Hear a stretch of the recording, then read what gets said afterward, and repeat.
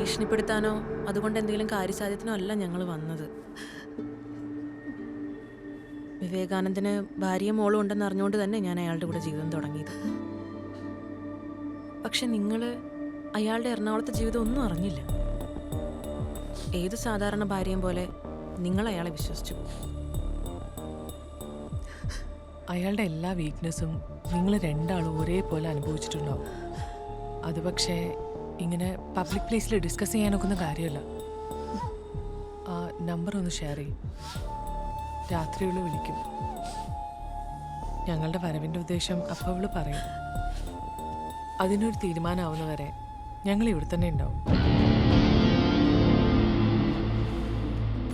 ഈ ബാഗിൽ വിവേകാനന്ദൻ്റെ കുറച്ച് ഐറ്റംസാണ്. വീട്ടിൽ കൊണ്ടുപോയി തുറന്നാൽ മതി.